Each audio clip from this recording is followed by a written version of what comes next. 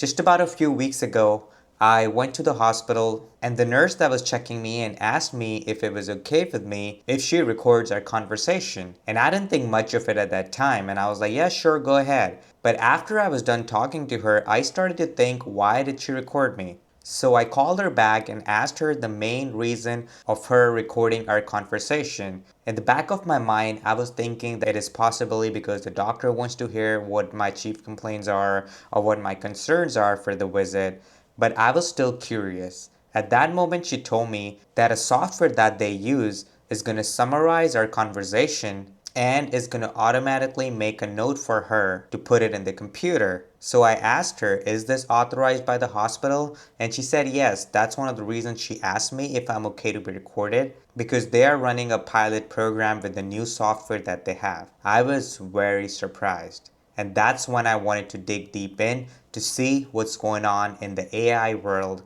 and how AI can help replace nurses. But then a question remains. Are nurses really replaceable? To answer that question, I did my research and looked up the most frequently used AI softwares that are widely used in healthcare at this time. So stay with me till the end of the video because I'm going to tell you everything that I experienced while using those softwares. So without wasting any time, let's dive right in.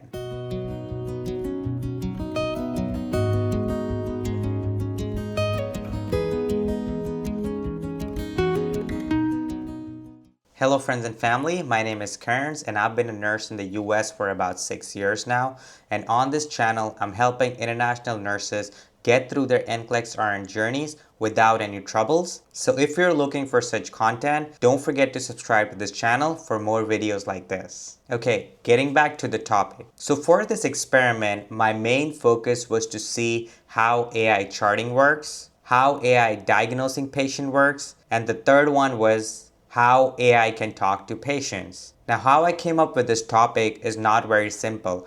I actually had to research a lot of softwares just to see what's going on and how are these softwares widely used at this time. So my first test was AI charting. Now to do that, I had to get access to one of my patients at my hospital, for which I went to our nursing director, but of course I got rejected because we don't have any contracts with any of these companies to run a pilot program for them, and it was considered a HIPAA violation if I recorded these patients without their consent. So just to save all that hassle, my nursing director straight away told me that this is not happening at this hospital. So of course I had to come up with another idea. That's when I started talking to this software myself. So I became the patient, I became the nurse, and I became the doctor. Based on the three criterias I have, these are the three main people that I needed. So the first test that I ran was AI charting once again. So for this, what I did was I turned the software on and became a nurse. And to answer the nurse back, I also became a patient. I ran multiple tests with this software. The name of the software that I use is called Nabla. This is the software that I heard about online and is widely used at this point. Now I recorded my conversation, which lasted about 5 minutes, but I'm not gonna lie, that 5 minutes saved me 2 hours worth of charting, because the computer or the software did everything for me and summarized the patient's portion of our conversation and the nurse's portion of the conversation. After my test was done, I came up with the pros and cons of this software. So the number one pro that I have is, of course, it is a time saver. This software saved me a lot of time. If this was happening to me in reality, being a nurse, I had to go in and document all my conversation with this patient, but this software saved everything for me and it transcribed my portion and the nurse's portion and put it in the patient's chart. Now this software is not just about the pros.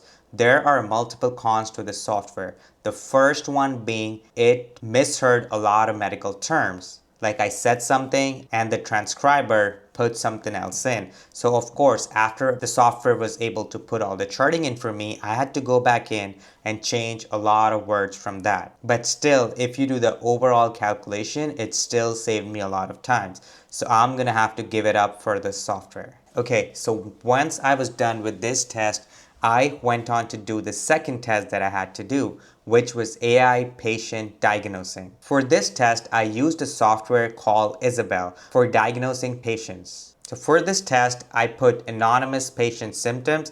Me being a nurse, I put in some symptoms that the software has to critically think about. So in the first case, I put in chest pain with multiple other symptoms, and the AI response was GERD, which is absolutely not right. The symptoms that I was putting in are classic symptoms for an early heart attack. So I was very disappointed. I worked on giving it another try. I put in multiple symptoms. Confusion was the main one, and the AI gave me the answer of a urinary tract infection, which was never right. I specifically put it in symptoms for low sodium or hyponatremia, but the AI did everything wrong on this one too, and I was very disappointed with this one, and that's when I thought that they need to come up with better software, or there is no way in the world AI would be able to replace healthcare professionals. I ran a couple more tests and AI did get some of it right, but missing out on a heart attack, that is very dangerous. For my third test, which is AI talking to patients, I used a software called Hyro. It is an AI chat box. Now, some hospitals are using AI chatbots to answer the patient's questions. So for me, I tried AI explain a med schedule to me. So I asked a question, what is metoprolol and how do I use it? The AI's response was, it is to lower your blood pressure. So I asked AI another question, do I need to know anything else about this medication? And the response was, make sure you monitor your blood pressure before and after you take this medication. Now, me being a nurse for 6 years, this is a very vague answer. If a patient is concerned or if he's going to take a medication for the first time, he needs to know the ins and outs of a medication. Like as a nurse, my response would have been, it helps you pump your heart easier and control your high blood pressure. And let me know if you're feeling dizzy. And always make sure you're checking your blood pressure before and after taking this medication. And I would have also given the patient the parameters of when they're not supposed to take this medication. I would have also told the side effects, the contraindications, and what to expect from this medication. But this answer that the AI gave me was very vague.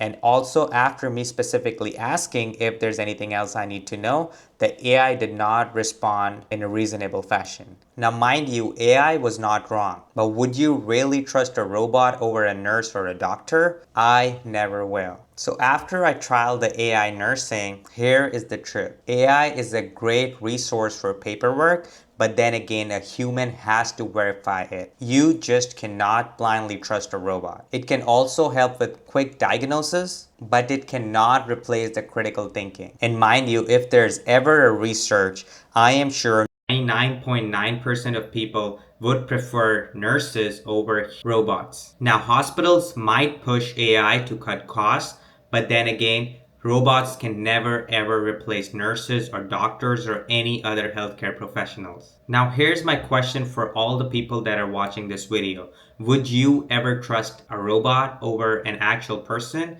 especially when it comes to healthcare? Don't forget to put it in the comment section below. And if you want to see more videos like this, don't forget to like this video and subscribe to my channel. And if there's any topics that you want me to make a video on, I will be more than happy to do that for you. You can also leave that in the comment down below. Thank you so much for watching this video and supporting this channel, and I will see you in the next one.